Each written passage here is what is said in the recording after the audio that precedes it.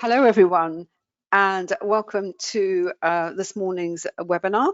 Thank you so much for waiting. Oh, just a couple of minutes later than we anticipated starting. But I know you can see my screen because I can see it over on David's machine.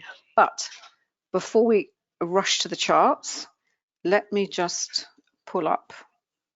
Here we are. As usual, the disclaimer, as you know, trading can be a very risky business, so please don't ever think of using money that you cannot afford to lose. Good to have so many of you join us today from the program, the Forex program. I can see we've got some of our quantum users, but I can also see that we've got some people who are coming along for the first time. So if this is a very warm welcome, and we will be looking at the Forex market through the prism of volume price analysis. That is the technical analysis side, the chart side, which is looking at price and volume and to see how they interact and basically confirming for us whether the move that we see on the chart is actually genuine or not. But those of you on the program will know what I'm going to say next. That's just one element that you have to learn as a trader. Obviously, you have to learn what the charts are telling you, but you also have to look at what's going on in the fundamental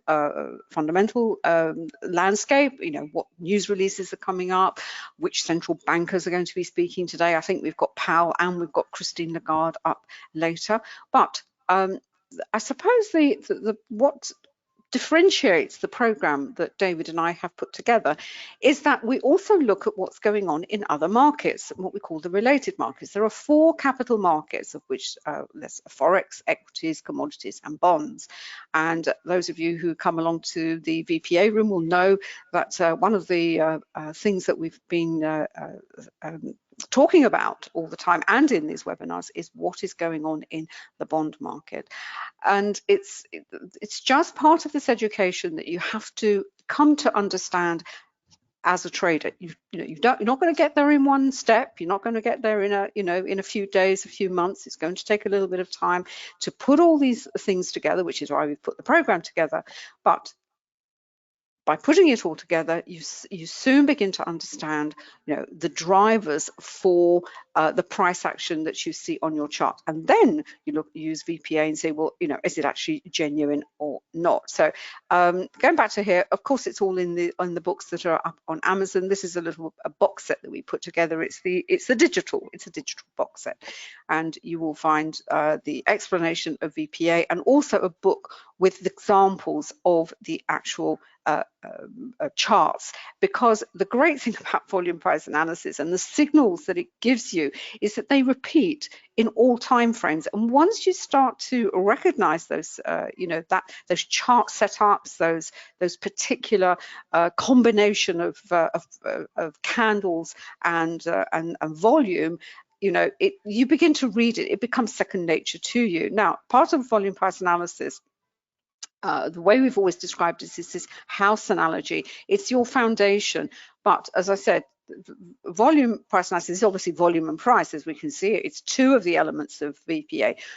We use candles, we don't use bars, although I know we've got students who do. Candles, we look at patterns, candles and candle patterns, the chart patterns, and the final element, but probably the most important element after a volume and price, is support and resistance, and the way you measure that support and resistance. How do you draw it on your chart? And there's lots of different ways of doing it. You'll be able to see how we mark support and resistance on the chart. We use price-based support and resistance, and we use volume-based support and resistance. And I'll talk about it a little bit more later on when we look at the charts. And on top of that, you can then add your indicators and proprietary standard indicators and proprietary indicators. We have our own that we have developed specifically for the Forex market, and indicators that support VPA in general. These are the Forex ones, and you will see them later on, and I'll explain as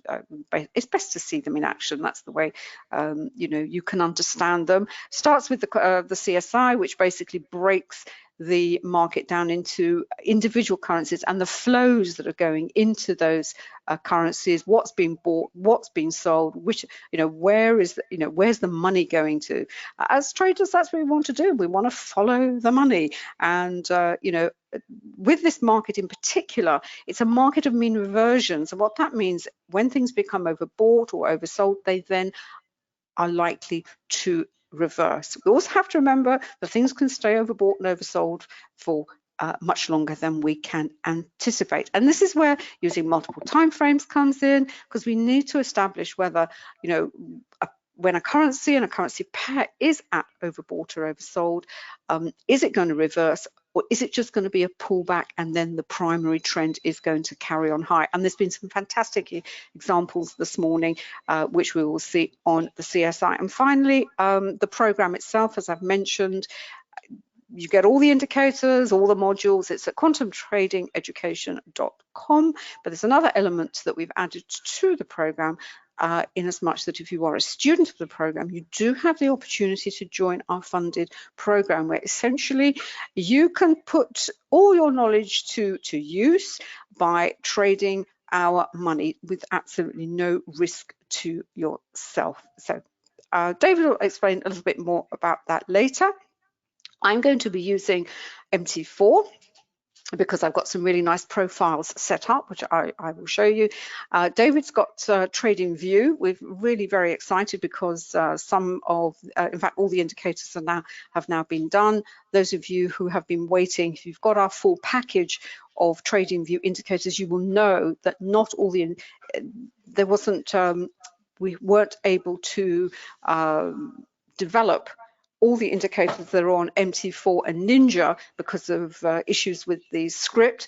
TradingView have upgraded their script, so it now means that the indicators are consistent across the platforms. If you've invested in the full package of TradingView indicators, all these additional indicators will be added to your package for free. So if when you bought the package, you would have paid substantially less but because it had fewer indicators, but that doesn't matter. With the indicators coming along, they will just be added to them. And of course, the package price will now go up. So anybody buying the day after they've been added will pay the new price. So please bear that in mind, and we will contact you when they're actually due for release. We're just sort of finishing off the testing of them. Right. This is my this is just my part of my dashboard where I have the the CSI, the currency strength indicator. I've got the matrix up here, and alongside I've actually got the a version of the Dixie index. It's not the actual index itself because it's MT4. It's a derivative of it. It's based on the futures for the US dollar, and it's the June contract. And what it does, it allows me to see what the US dollar is doing, which is what we need to know as traders. And as you can see, I've got all the indicators loaded onto this chart, and I've actually got the daily chart up here.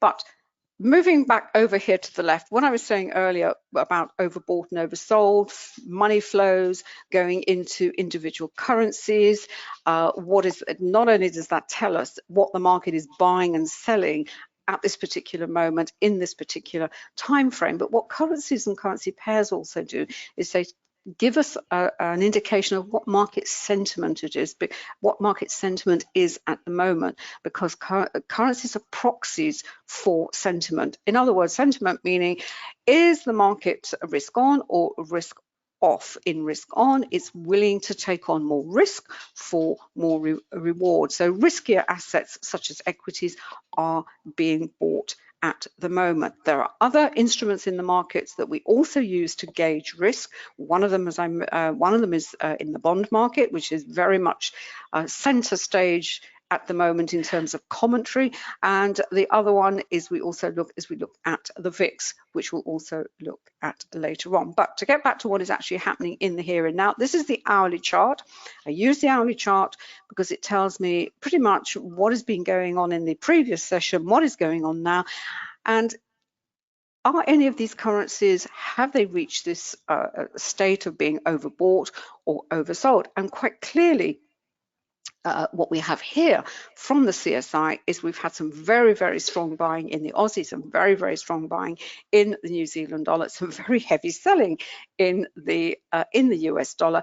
But what's really interesting about the CSI today in this time frame is that there's also been heavy selling of the Japanese yen and also the Swiss franc, because up until today, the markets have been a bit sort of, they've been a bit, say, fragile, but there hasn't been this wholesale, if you like, adoption of risk off. And we will know when there's a wholesale adoption of risk off, because the yen will sell off and the Swiss franc will sell off, and also the US dollar will fall as well. So we know the market is in a really, really good mood. Now, it's in a good mood for all sorts of reasons. One of them is to do with bonds. I'm not going to do a whole thing on bonds because it's, I could be here for hours, but it's all covered in the program. But the bond auction that was held yesterday, which was for the 30-year bond, actually went really, really well. Although the yield was just over 2%, the Fed managed to get rid of all their bonds. It's like an auction, they've got these bonds and they want to get, they want to get rid of them, and they did. And the market took that as a really good piece of news, because the worry has been about inflation, which is what bond yields tell us. Anyway, that is despite the fact that the CPI data came in slightly above expectation. I think it was the highest for about 8 or 9 years. And you think, well, hold on, the market kind of ignored that and, paid more attention to the bond market. And the reason I would suggest they did that is because the 30-year is a much longer time horizon, whereas the CPI, well, there's all sorts of reasons why it could have been a blip. It's always been rising anyway, so it's kind of baked into the price action anyway, whereas the bond, the 30-year bond, if you think about it, it's a very long-term bond. If that had gone badly, then, oh boy, we wouldn't be having this rosy picture that we have today. And just to finish off on sentiment, again, this is something we, in our previous webinars, the VIX, which is known as the fear index. Now, I've put the monthly chart up for the VIX.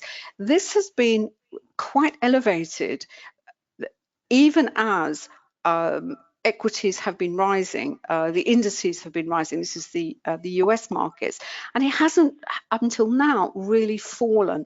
Now, certainly last month we had this weakness coming in and it closed lower, and now we're down to 16.64. When we get to these levels here, just about 10, the 13s, the 14s, the 10s, 11s, and we've been in single figures. What that tells us is the market is really, really complacent. Complacency means market participants are happy to take on more risk, and we know they're going to take on more risk because we can see the selling of these safe haven currencies, of which the yen is a safe haven, but it's also a risk currency as well. So that's the picture we have at the moment. We've had some great moves. The currency pair that I've been tracking this morning has actually been the New Zealand yen. The reason why, because at the time, up on the matrix here, the New Zealand yen was actually the strongest of the pairs from the CSI, and in fact the value up here was almost up to 90 at one point. It has dropped off slightly, and we can see the reason why when we look at the chart itself, although it's just hopped up again.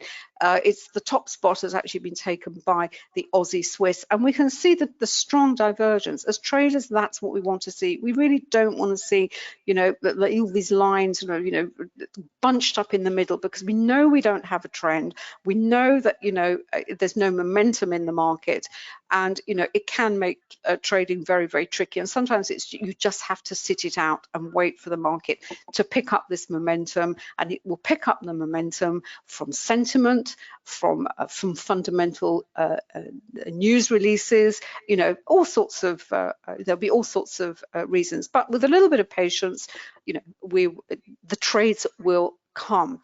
Right, I'm going to quickly move to the New Zealand yen, because the New Zealand yen was a really nice example, all sorts of reasons. Right, very, very quickly.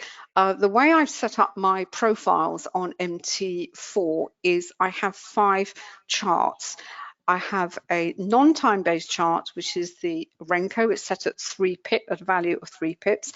I have got the wrong time frame there. I have a 5-minute chart. Here we are. Then I have a 15-minute chart. I have the hourly chart, and I have a daily for context. I just don't know why this didn't change. Let me just change. I also have at the bottom here the CSI, because there we are. That just tells me in what the currencies are doing in the multiple time frames. David and I are always really quite surprised the number of traders who don't use multiple time frames, or in other words, they just stick to one time frame. And the danger with sticking to one time frame is this. First of all, you don't know the context of that time frame, of the price action that you're seeing on your chart relative to another one, a slower one, because when it comes to things like support and resistance, what will happen is on the time frame that you may be trading, say the 5-minute chart, and it suddenly comes to a pause point, the reason could be that it's actually reached a significant resistance or support level on a slower time frame. And the reason for having the 5, the 15, and the hour is primarily to do with the indicators, one of the indicators that we've developed, which is the Camarilla. The values for the Camarilla indicator that we can see here, there are actually 6 levels. Most people just use 4, but we've actually developed the indicator to give us 6, is that these levels are refreshed. You get fresh levels every day. Once rollover has happened, then you get a fresh set of levels. With the hourly chart, which right up to the daily chart, is that these levels are there on the chart for the whole week. And what that means is that when you see price action on the faster time frames, and it approaches a level that you have on the hourly chart, you know that that is going to be a strong level. And we've actually got a really nice example here of the levels that are shown on this chart. The 2 most significant, the 2 that have the most impact on the price action are the 3rd, that's the S3 and the R3, and the S4 and the R4. And what tends to happen is that when price approaches either the S3 or the R3, you will find it will pause. It will almost always, it does go through, and I will, you can see here, it went through here on the R3 on the hour, and part of that reason is there's an awful lot of momentum in this particular move earlier this morning. But generally, you will get this pattern in as much that it will pause.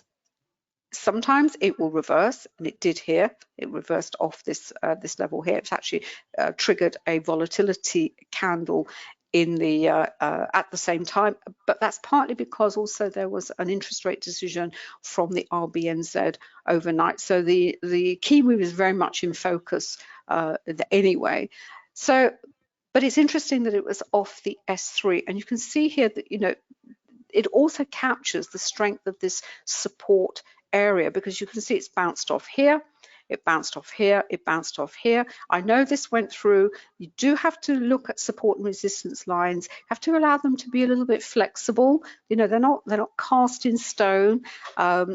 And also look at the volume that is underneath the candle. So we can see this candle here. It's got first of all, it's got a deep wick to the bottom of the candle. So even without the volume, we know there's buying coming under there, and the volume was, was quite good underneath it. It didn't go very far. Came back to retest it, moved away, and then came back again. And this was the one that really pushed it higher. Although again, the volume was okay, but you have to read it in the context of the time that of the time zone. So that was high for that particular time zone. So up it went, and it's actually pushed it through the R3.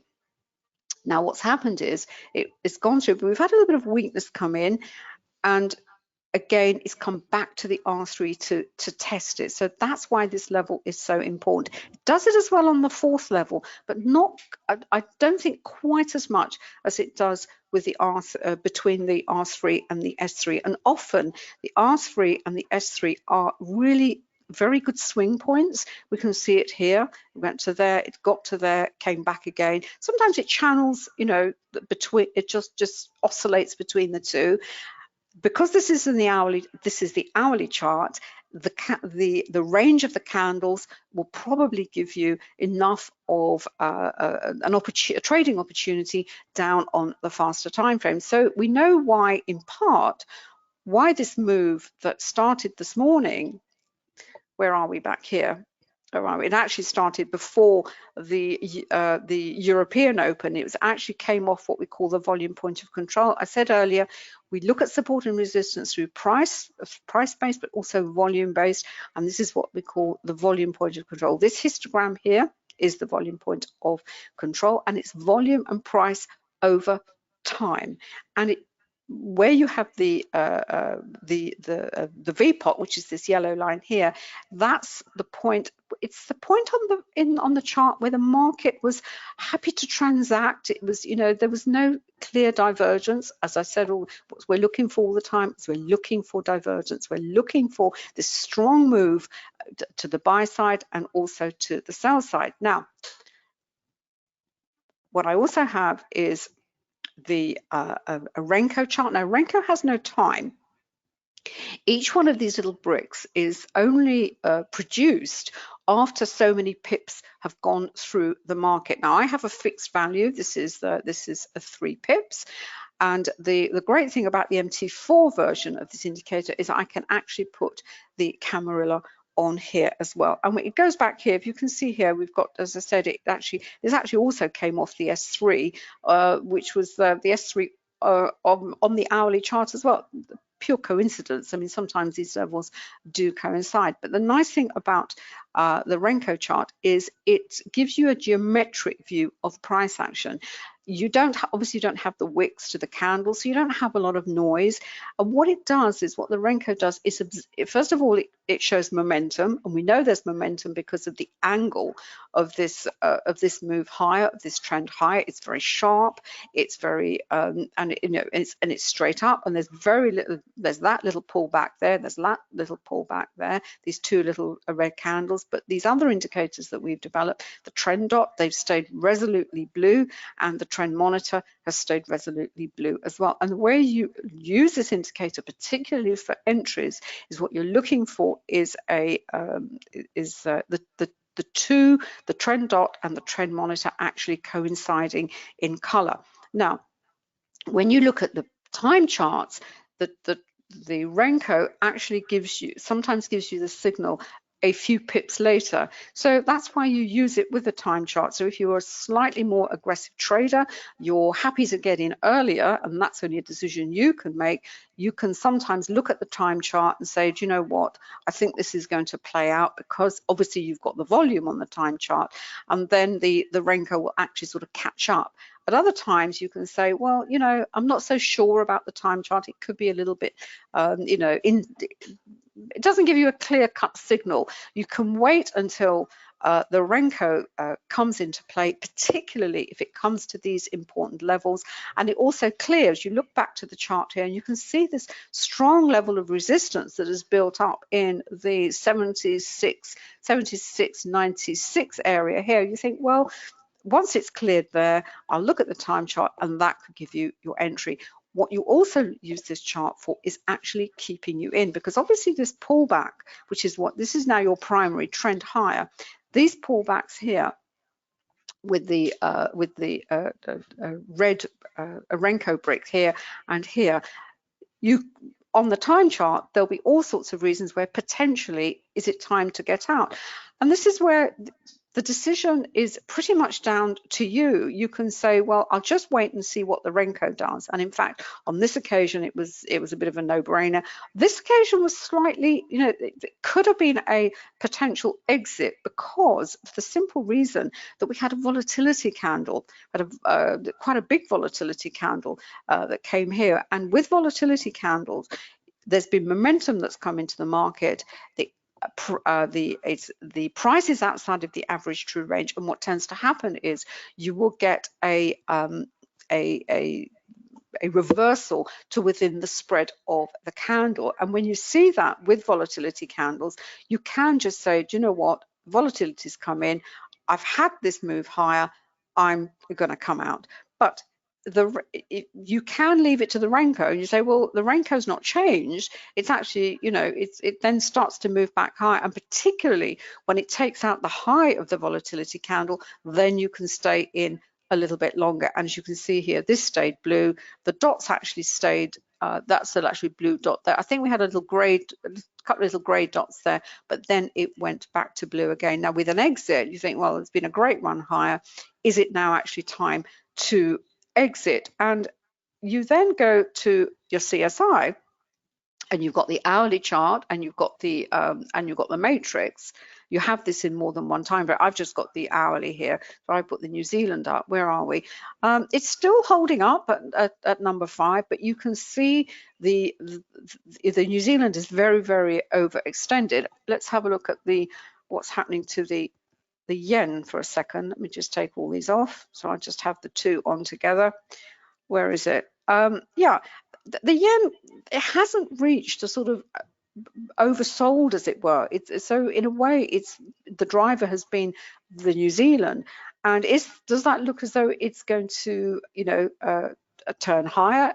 Well, you'd have to go down to a faster time frame. That's what's happening on the 5. Well, the 5 minutes is interesting because they're moving in the same direction, and they're actually confirming what we can see on the 5-minute chart. We're still within the range of this volatility candle and kind of moving sideways. So what do we need to do? Well, we need to either be patient and see how this plays out. If it's going to go higher, it's got to take out the high. This is actually the VPOC coming into play. You'll find also at the extremes of the volume point of control, you have these bands. You will often find, nearly always, they are also points of reversal. So as I said, support and resistance through the prism of volume.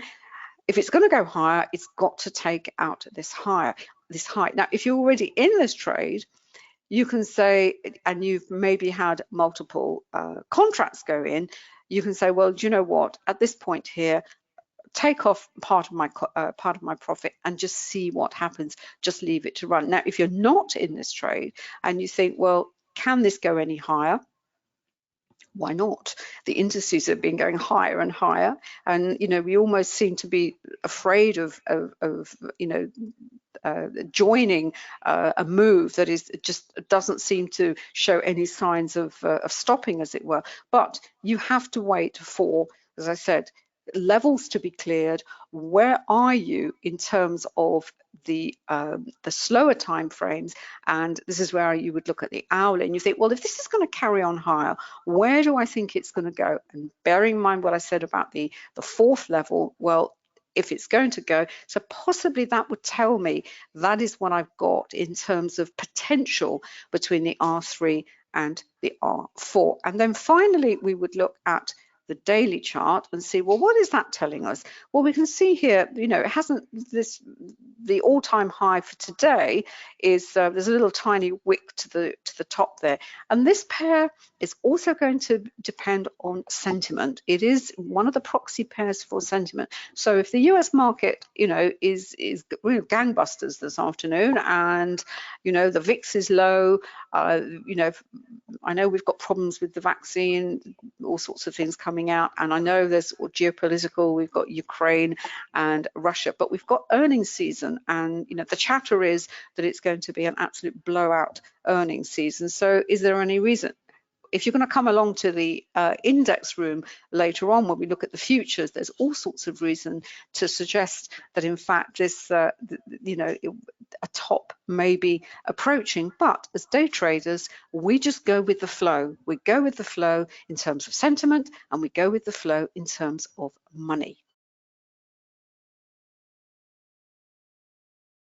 Hi everybody, thanks darling. Hi everyone, hope you can hear me okay. Hope you can see my screen, just turning around. Yep, perfect, thank you.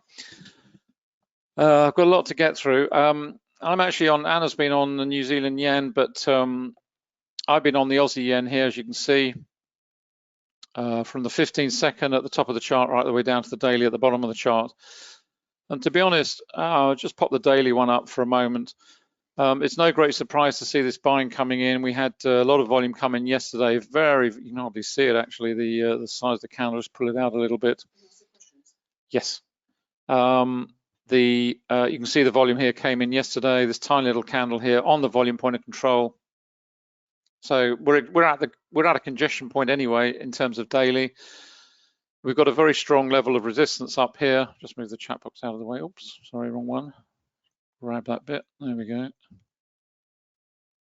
Clear that up. I'll get rid of that. That's it. Right. Sorry about that. I was just moving the chat box out of the way. Slide it down. So we're at the volume point of control in terms of the daily. We've also got this very strong level of resistance over here, just at what, 84.30 odd. That's on the accumulation distribution. You can see how strong it is. It capped out off there, back down to the volume point of control. Lots of volume came in yesterday, so we're seeing a bit of a bounce today. And of course, that is all reflected in terms of sentiment. This whole business, it doesn't really matter what you're trading, whether you're trading scalping, what you're doing, it's all about sentiment. Because if you boil this business down to one simple ingredient, if you like, it is this. It is about sentiment. It is about risk on, risk off. It is, at a very simplistic level, a seesaw, which oscillates between the two. And that's really all it's about. It's about money, chasing higher risk for higher reward, or getting out of high risk stuff and into lower risk for lower reward. And the axis around which all of that rotates, whether it's bonds, whether it's commodities, whether it's equities, whatever it is the Forex world, for one simple reason, because everything has to be converted back into cash. If you're moving assets from one point to another, you can't say to someone, well, I'll swap you my gold for some bonds, or I'll swap you my commodities for some equities, or whatever it is. You've got to go into cash and come out again. So there is a constant flow through the Forex market. That's why the Forex market is so key. That's why it sits. It is the axis around which all the other markets rotate. It's as simple as that. Now I've got the CSI up here on 60-minute, and just to really reiterate that point, what I am always looking at, and it doesn't matter whether I'm on a 1-minute time frame or a daily time frame, what I'm looking for is that window on risk. So I'm always looking at the commodity currencies. At the moment, we have divergence because we've got the Aussie and the yen, Aussie and the New Zealand dollar, which have been bought strongly. But counter to that, the dollar, the CAD, the purple line here, is being sold. It's starting to kick up, and in fact, over on the faster time frames, it's starting to join up with the others. But in an ideal world, what you're constantly looking for is the commodity currencies to be running together. In other words, the New Zealand, the Aussie, and the Canadian. It doesn't always happen like that. There are many, many times when you will get local news, you'll get local interest rate decisions, geopolitical events, goodness knows what, which will influence, of course, with the CAD, it's all about oil as well. With the Aussie, it's about commodities, hard commodities into China, Chinese data, etc., etc. And New Zealand, it's much more about to do with soft commodities. If they're going well, you've got milk and all the rest of it, all explained in the program. But if the three of them are moving together, that is a very strong signal. And equally, if that is counterbalanced with a strong move in the risk currencies of the yen, the Swiss franc, and the dollar, at the moment, they are all moving in the same direction. Bear in mind, this is 60 minutes. So, you know, on a 5-minute chart, 1-minute chart, they'll be doing something completely differently. But for the time being, that's where they're going. So in terms of a perfect storm, if you like, the one thing that I'm drawn to instantly every single day is to look at what those currencies are doing, whether they're moving whether the commodity currencies are moving higher or whether they're moving lower together. What are these three doing? Are they moving lower? Are they moving higher? As Anna said, there's been quite a bit of divergence in terms of Swiss franc. We're now seeing selling of the Swiss franc, whereas before we've been seeing some quite strong buying of the Swiss franc. So that's starting to rotate back out again and fall back in line with what you would expect to see in this sentiment review, if you like. Just have a quick look at what the what's happening on Globex. This is basically the YM, the NQ, and the ES top line. So that's the futures of the Dow, the Nasdaq, and the S&P 500. 5 minute on the top line, daily on the bottom line. I'm sure you've seen this many times before, just to give you a view. And really, you know, it's the Nasdaq that's really leading the way, very strong, broken above this old top here, through there, decent volume, trend monitor's blue, getting up into this low volume region in terms of the volume point of control.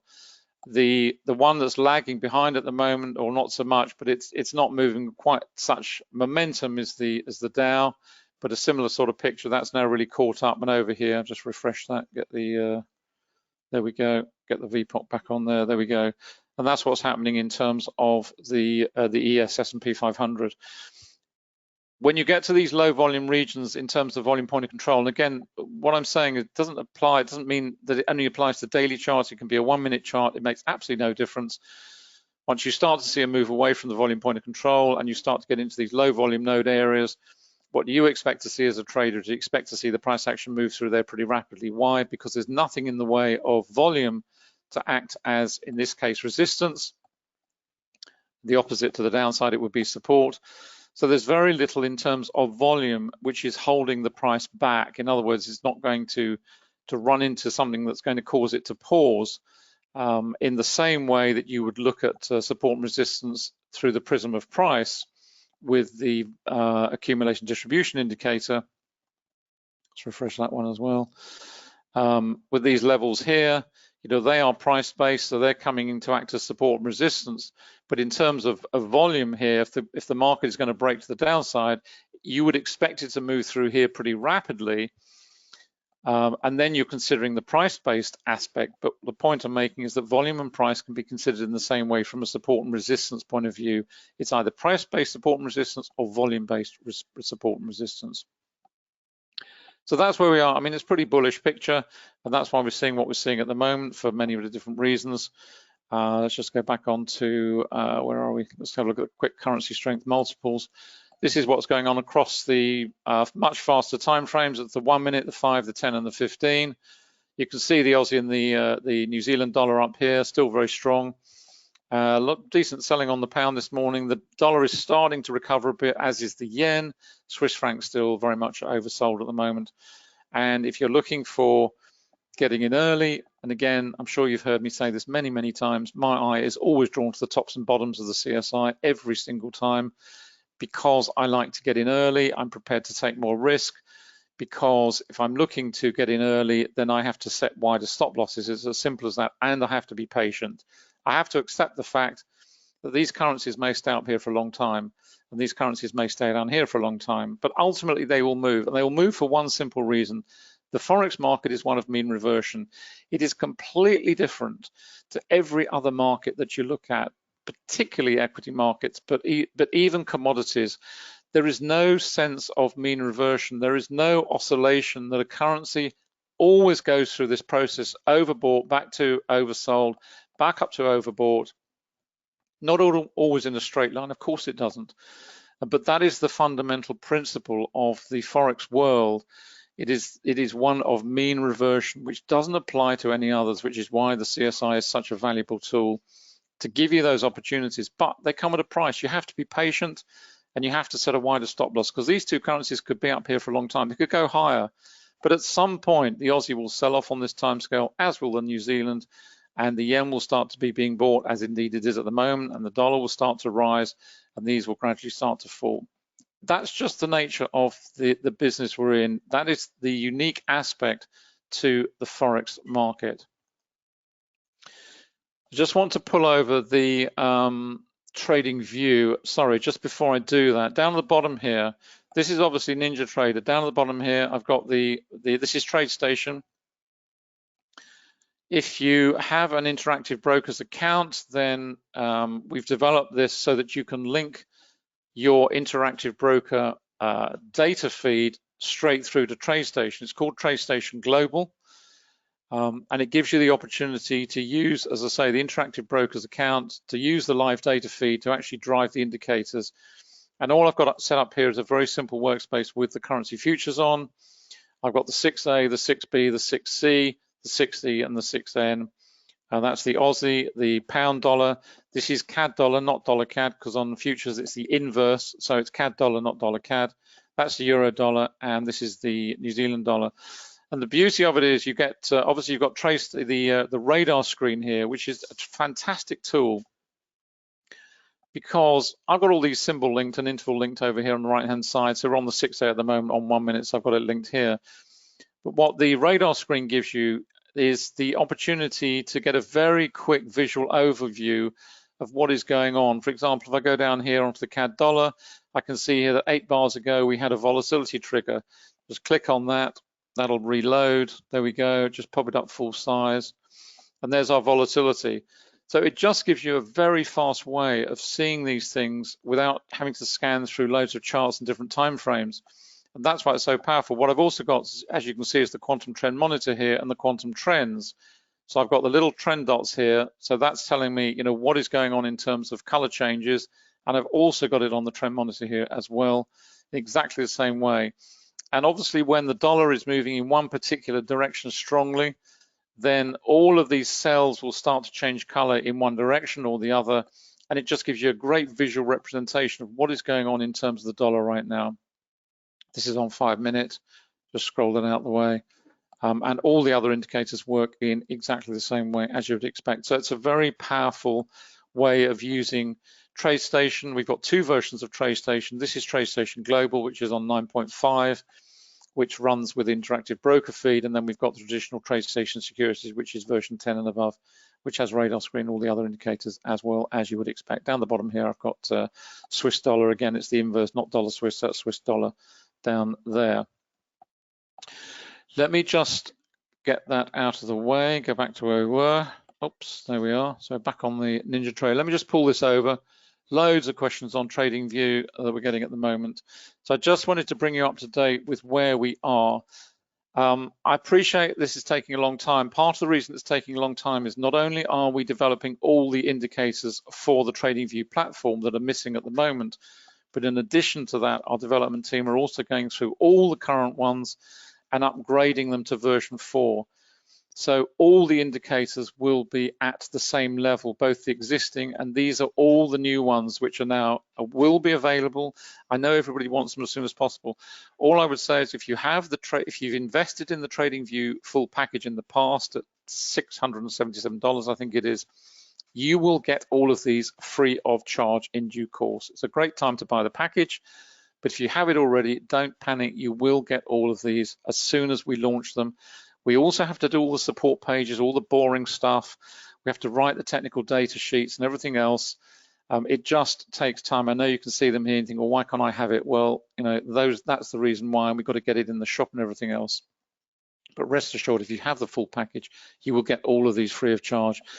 This is the accumulation distribution indicator, exactly the same as it is on NinjaTrader. So you get these little flags up here which tell you the strength or weakness of each area. You can move these tabs around, by the way.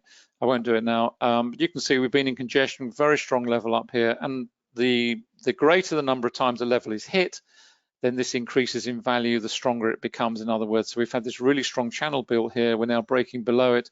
So what was support has now become resistance. We've got a very strong resistance level that was in here anyway, acting at where 85 odd there. So that's the accumulation distribution indicator on TradingView. This is the Camarilla levels indicator, which I know some of you have. It was originally available, but because we've now got this more sophisticated drawing capability, it's now much cleaner. So you've got all the levels up and down the chart here. This is on Aussie dollar 15 minute. Our S1, R6 to S6, all there, nice and clean.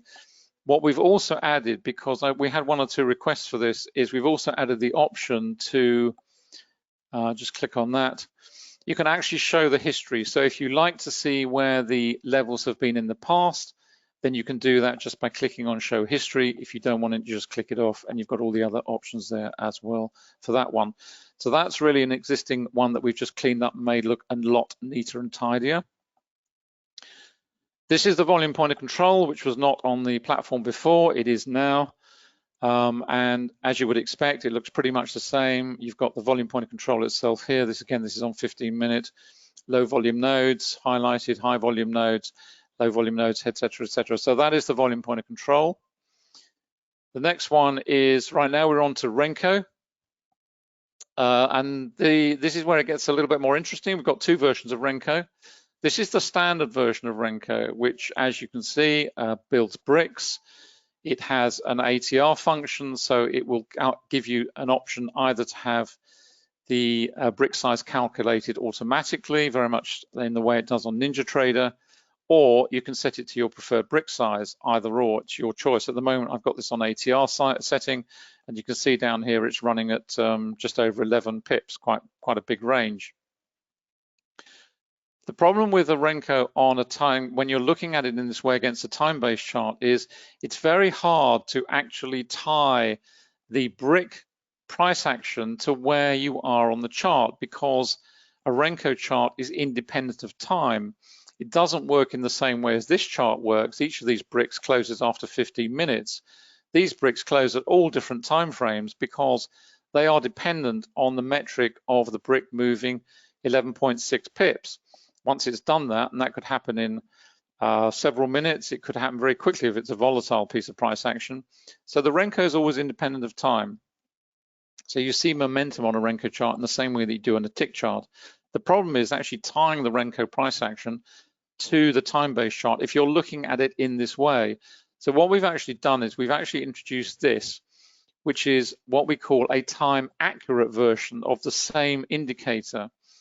And what this does is it presents the data, the bricks, in other words, the price action, in a way which corresponds directly to the price action above. So if you're looking at it from a price-based perspective and you've got your Renko below, you know instantly what is going on, because these bricks don't move until they've actually fulfilled the metric. So you get these wonderful congestion phases.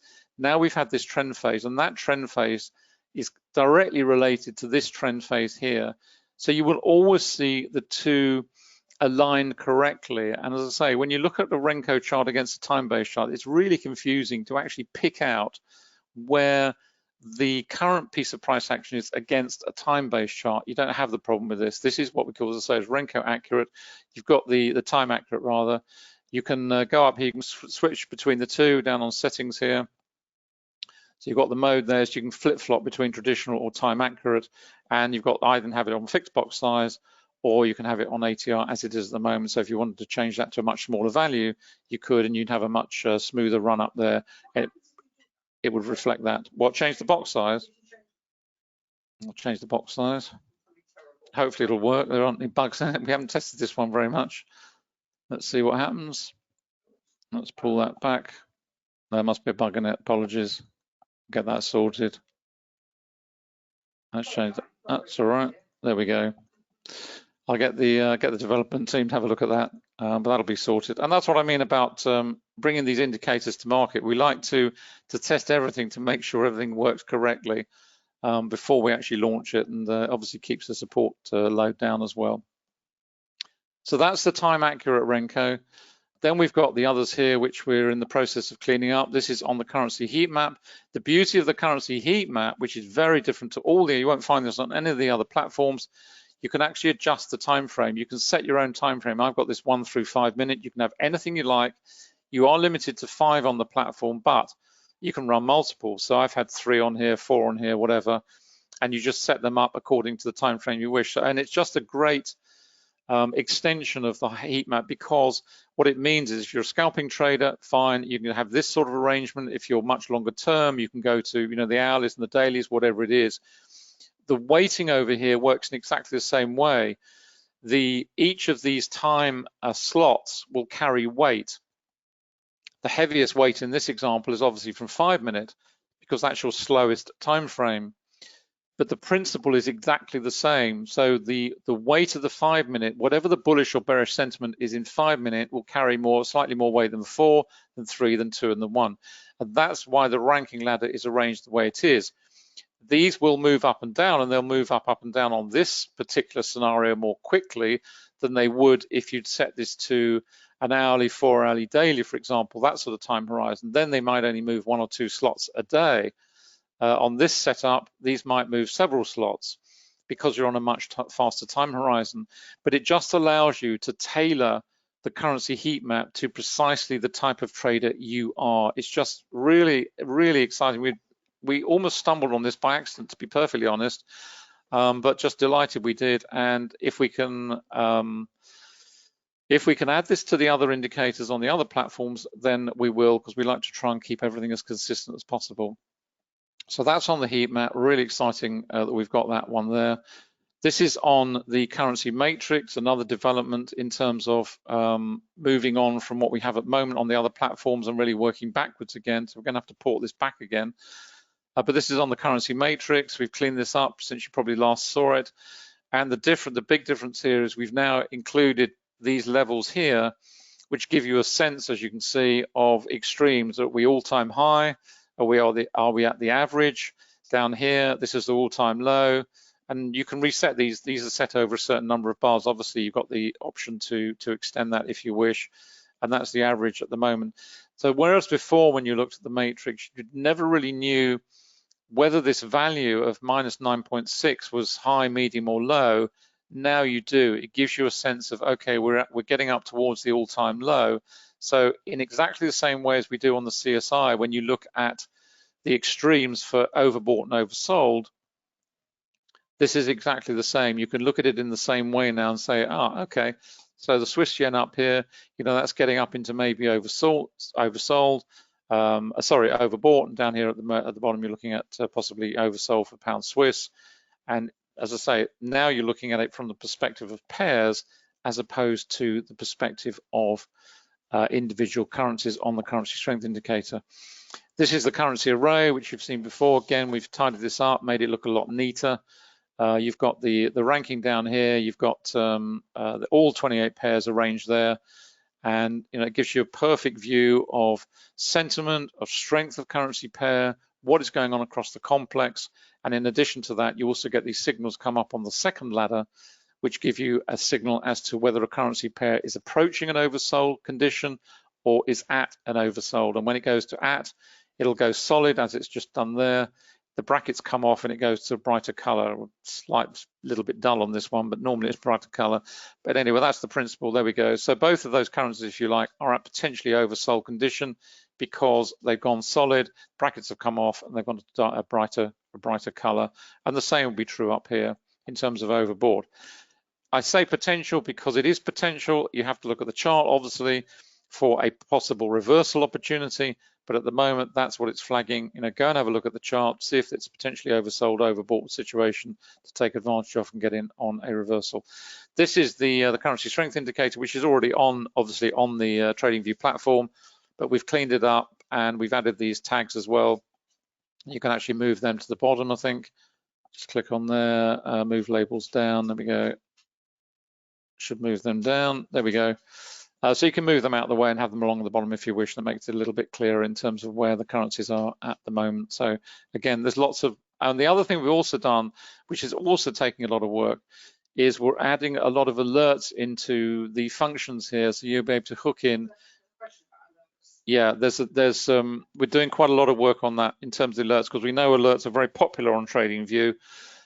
So we are incorporating those.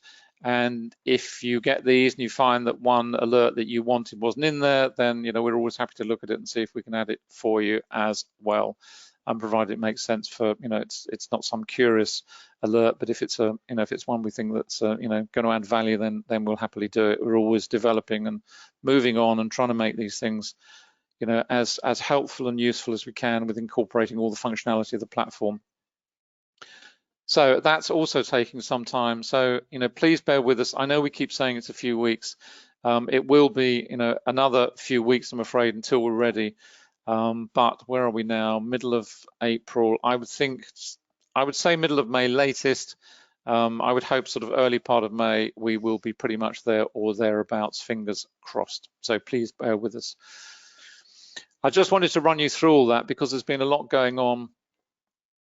There we go, move that out of the way and bring you up to date with what's going on in terms of development. There we go. Do you want me to pass back to you or? Yeah, just going to pass back to Anna for a moment. Bear with me.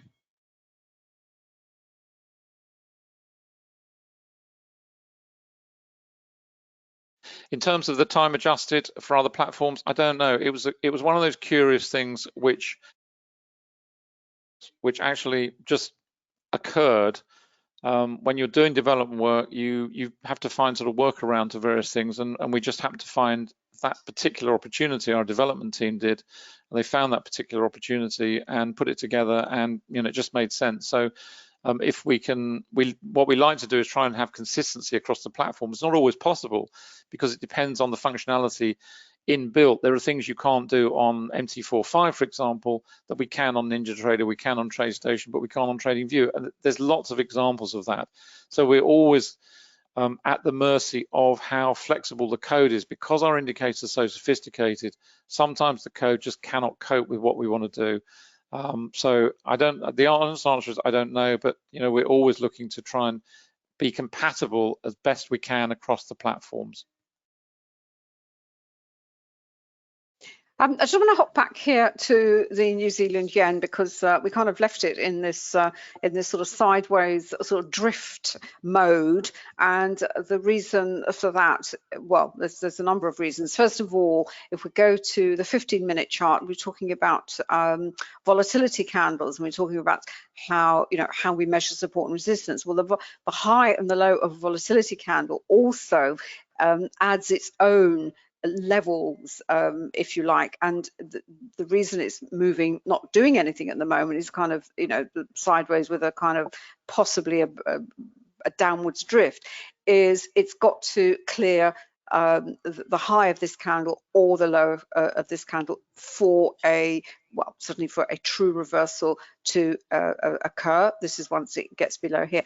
What's also interesting on this one is because the price action has been very solid today, it has actually taken out the 6 levels, as I said earlier, that are calculated on a daily basis. So what you say, oh, well, I don't have any daily levels. Well, this is where your weekly levels come in. And what we're seeing at the moment is a perfect example of what I said earlier, where we are back testing the R3. Now, given the third level, this happens to be the R3, the third level of the Camarilla. And if you notice here with this indicator, it does give you over on the top left-hand side, it will has its own little running commentary, as it were, and it's sort of saying, well, there's only a possible for a break to the long side, because it recognizes that once it's sitting on the R3 and it does have this propensity for retesting, it could actually carry on higher. And as I said, well, how high is it going to go? Well, the R4 is the next logical target. Now we're at 11:45. What we also always have to factor in with Forex is where are we in the session, and by the session I mean the time zone. Obviously we're in London and we're in Europe, which is the deepest liquidity, but in an hour or so we have the North American Forex session due to come on stream, and then we obviously have the open of the physical market, which is at 2:30 London time. And it's one of the we haven't talked about it in webinars recently, but it's just worth remembering, particularly if you are a new trader. This is of course this is a 24-hour market, but it's actually 3 very distinctive sessions, because you have a physical open and a physical close. Within that 24-hour session, Asia is now asleep. There may be 1 or 2 traders out there in Asia Pacific who want to trade this session. It's their night work. But in terms of the banks and generally the session is closed. Europe opens, London opens, and then that's joined by New York for a period of time until the London fix, which is 4 o'clock, and then the European close and London close, you have huge liquidity. So you expect much stronger moves in this market, and of course it will be reflected in the volume as well. The institutional traders will be trading as well as the institutional traders were trading in the Asia Pacific. So that's another reason why when price reaches these levels, say, well, you know, why doesn't it get a move on? Well, why is it suddenly paused? That's the reason. It's always looking ahead. I know it's an hour or so, but you know, what I'm trying to say is this market has its own rhythm as well. But the other thing I wanted to point out is we looked at the volatility candle on the 5-minute. What also happened in the interim, when we're talking about the volume point of control, is the VPOC itself is this moves. This is volume and price over time. When we looked at it earlier, it was down here. If you may not recall, but you go, if you watch the recording, it'll be there. It was just over the R3. We can see here on the bulge. This was at the time, it was the deepest concentration. Now, while this congestion phase is being built, that obviously surpassed that, so the VPOC moves up. Now, this is quite interesting because the VPOC then also acts as support and resistance. So in this case, much more resistance. So if this pair is going to carry on higher, it's now got another barrier that it's got to get over. Not only does it have price resistance, but it's also got this density of volume resistance to overcome, and it will only be overcome with activity, with volume. And we can also look at the tick volume that is down here. This line that we've drawn on this indicator kind of tells us, is the volume above average, or is it you know, is it sort of quite low, and it's sort of below, as it were. You know, markets do drift. That's what they, you know, that's what happens. You have these bursts of activity, these bursts of volume, and that's when, you know, a move kind of gets underway. And just let me just change, I don't know why let's just have a look, see what the CSI is telling us about the actual. It's because I've got a template for this. There we are. Right. Now this is quite interesting because not in this pair, because the lines are sort of, you know, they're kind of moving in the same direction, but there's clearly been some very strong buying of the Japanese yen.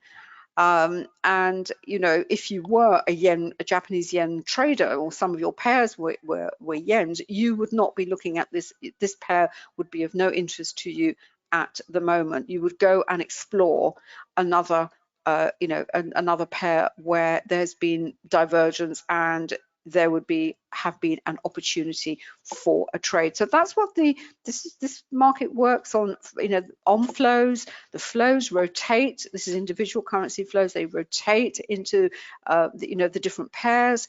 They will stop, you know, a move will come to a pause, will come to a halt because of significant levels. I don't use Fibonacci. Maybe if I put a Fibonacci on here, we may find that, you know, the R3 and the S3 and the R3, maybe it coincided with a significant fib level. You know, everything is connected in this market,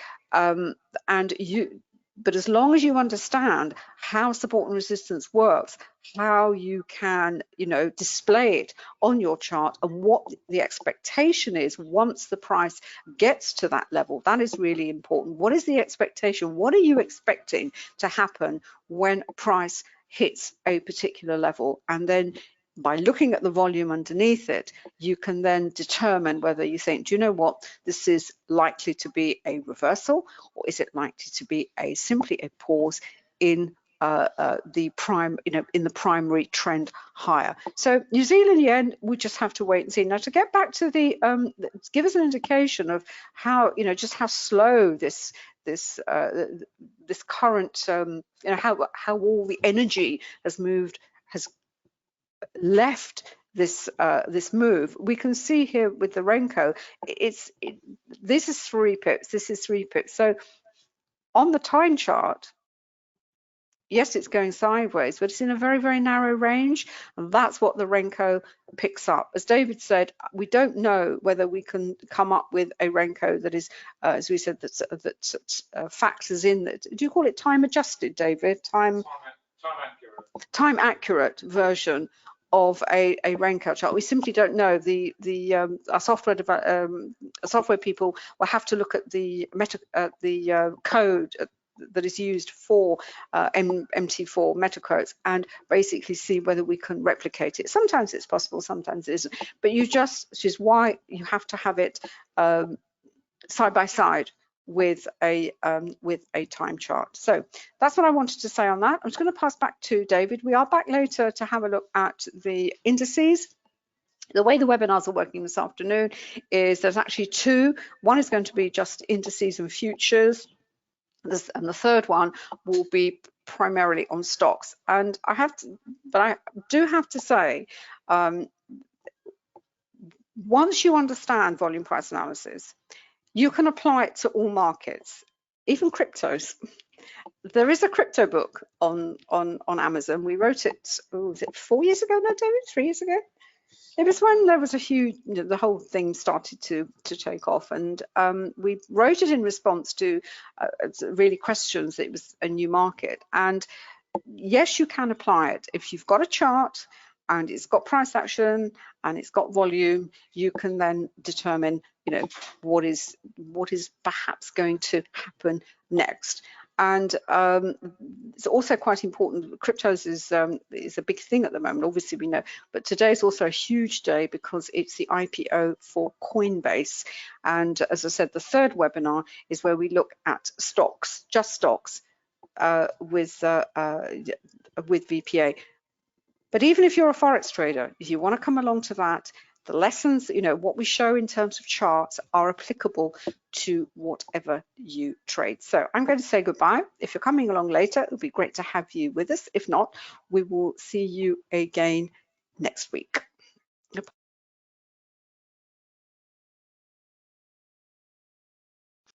Thanks, darling. And just back where we were with the Aussie yen. And the one thing I would say, I have 6 time frames up here. I've got the 15-second, 1 minute, 3 minute, 5 minute, 15 minute, and down onto the daily. If you're using the trend monitor or you're doing anything with trading, please use multiple time frames. I'm not saying you have to use 6. Some traders use more than that. But 2 would certainly be helpful, 3 as a bare minimum. And it just gives you an example. I mean, there's a nice example here. What is the general, in terms of what is the dominant trend right now in terms of the Aussie yen? If I just pull over TradingView again, just pop that very quickly. Can't be bothered to go and change on NinjaTrader. This is what's happening with the Aussie. It's starting to sell off, but what's really driving at the moment is this. This is yen momentum. This is buying of the yen. We've got buying of the dollar. The Swiss franc is still down here, so it's not, as I said earlier on, it's not following higher, but certainly the dollar is following up with the yen. So that's pretty strong. So that's really what's driving this. Yes, there is a certain amount of selling of the Aussie, but it's really very much to do with buying of the yen, and that's why you're seeing a half decent trend on here. But what you're also seeing on here, in terms of trend monitor, the trend monitor here has transitioned. Of course it has. This is 15-second. You would expect it to, but it's only going to have a significant impact if it's going to happen, if it's going to start being that move, that bullish little rally there. If that has significance, it's going to be reflected over here on the 1 minute and certainly over onto the 3 minute in due course and down onto the 5 minute ultimately, and then out to the 15 minute. As far as the 15 minute is concerned, it hasn't even transitioned yet from bearish, but in terms of these faster time frames, they have. And that's the key. When you're looking at anything, when you're looking at any indicators, it's looking at it across multiple time frames, particularly with the trend dots, trend monitor. It just gives you that sense of what is going on, because any change in sentiment, any reversal, any move higher or lower will start with your fastest time frame. It doesn't matter whether it's a 15-second or a 15-minute.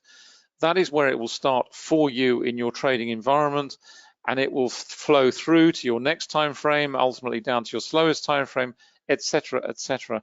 That is the nature of the business. Obviously, you have to make a decision as to how that is developing. Are you seeing buying coming in? Are you seeing heavy selling? Are we hitting resistance? What is the reason for it? Have we got a volatility trigger on a slower time frame? Have we got some strong support coming into play, or some strong resistance on a slower time frame, etc., etc., etc., and putting it all together in that way. But this is just a nice example. We had a little rally, staying bearish for the time being, bearish, bearish, bearish for the time being. And if this transitions through to here, then this will actually develop into a decent move and a reversal lower for you as a slower term trader. Now, if you're up here on the hourly, you probably don't care too much about this at the moment. But if this starts to roll over, then you might well do. And that's what it's all about. It's choosing your time frame and trading accordingly. Very quickly wrap up where all the bits and pieces are. This is the education program. I know we have quite a few students on the call today, so very warm welcome. Good to see you. Good to have you with us. The complete Forex trading program is really just that. It is, well, the complete Forex trading program doesn't really do it justice. It covers a comprehensive, everything you need to know about the Forex world. You've got all the primary modules here, psychology of trading, which is huge. There's 8 PDFs associated with that, massive fundamental analysis module. The relational goes into all the aspects of relational behavior that you need to understand, including bonds in detail. Technical analysis is a deep dive into VPA. The mechanics of trading is really how to trade, the way we believe. We've been doing this for 20 years. We believe the way that you need to understand how to trade in order to be successful, the mechanics of it, in other words, stop loss position and management, etc., all that good stuff. And then down here, you've got all the videos, the webinar library, topic webinars, reversal trading, trend trading, breakout trading, choosing your tactical approach to market, if you will, pulling it all together, how to use the indicators, of course, everything is in here. And of course, you can join Anna and myself in the VPA chat room, which you'll be invited to as well. It's huge. I think there are something like 450 odd lessons in there. I think there's something between 250 and 300 hours of video. It takes a good while to get through, even if you're doing it full time. But as I say, at the end of it, you'll come out with all the information, the knowledge and understanding that we feel you need. And what we've bolted on in the last few months is the funded Forex program. And the reason we added it was purely to give our students, this is not available to anyone else, this is not open to the public, this is only for our students, to give you the option to trade our money. Because once you have all this knowledge, you want to put it to good use. You can trade your own money, that's fine, but you can trade ours at no risk. We give you that opportunity. It's a very comprehensive program in terms of how it's been put together. Basically, you start as an evaluation account. You choose which level you go in at. You can either go in at 5,000, 10,000 or 15,000. You have a very simple target to achieve in terms of percentage of profit, and you get a percentage of that kicked back to you at 35%. Once you've achieved that level, what it does is it proves to you you can be consistent. So you've proved to yourself you can be consistent with a small account. You've proved to us you can be consistent with a small account. You can trade only the 28 pairs on that level. As soon as you've achieved that, and you have a year to do this, so there's no, I was going to say there's no time limit. I mean, 12 months is a long time to achieve the sort of profit target we set. But life gets in the way occasionally, and maybe you have a full-time employment, which I'm sure many of our students do. I know they do. So it gives you that opportunity to trade this longer-term time frames, if you will. So you've got 12 months to achieve it. So there's no rush, but you select the level. But you then prove to yourself that you can trade in a consistent approach. Once you've done that, we then multiply those levels by 4. So if you start at 15,000, you'll have 60,000 at your disposal to trade. And we also increase the markets. You can trade S&P, UK, US 30, Tech, Deutsch 30, and gold. So you can expand away from currencies and include the indices and gold. And then once you've moved to that level at 60,000, then you're rebated at a monthly in terms of 50%. So any profit you make, you get 50% of it back on a monthly basis. And that increases all the way up to the $2 million. Basically, thereafter, we double everything. So if you're at 60,000, you go 122, 44, 80, up towards the million and 2 million. And at the million and 2 million, we rebate at 70% profit back to you. It's a significant rebate to be earning at that sort of level, I can tell you. But it's all our money, so there's no risk to you. You're trading our money. You can keep your own money for your own account and just trade with no risk and put the knowledge you have to good use. This is where you find all the indicators over at quantumtrading.com, MT45, NinjaTrader 7.8, TradingView, and Tradestation. And that's where you find them all. And remember always that whatever you spend with us, whether it's one indicator, whether you buy several indicators, we will always give you a credit if you wish to upgrade. We get a lot of customers come along, and they'll start with maybe one indicator or one or two, and then decide they want the full package, or they want to upgrade to the education program. Absolutely fine. We give you a credit for what you've spent, so you never ever lose out. In addition to that, you never lose out when you're transferring from platform to platform. I know a lot of companies charge for transfer of indicators. I think it's absolutely outrageous. Personally, it's only my opinion. You can transfer for free. We've never charged and never will charge you for transferring from one to the other. You know, why would you? You've invested in the indicator. You want to change to another platform. Well, fine, we just make it happen for you. Why should we charge you for that? It's ridiculous. So we never charge you for that. So your investment's always protected when you're moving from platform to platform. Because there are a lot of customers who maybe start with MT45, then want to transfer over to Ninja or transfer to Tradestation. The only difference in terms of cost is if you want to transfer from MT45 to NinjaTrader, for example, there is a difference in price on the full package because that includes other indicators that are not available on that particular platform. That's why Ninja is a little bit more expensive than MT45, and my TradingView is a little bit more expensive than NinjaTrader because there are more indicators and you've got radar screen and all sorts of things on Tradestation. But other than that, we make it all happen for you. And finally, this is where you'll find Anna, annacooling.com. You'll find links to everything there. You'll find the YouTube channel as well, all the analysis, all the books up on Amazon in either Kindle or paperback format.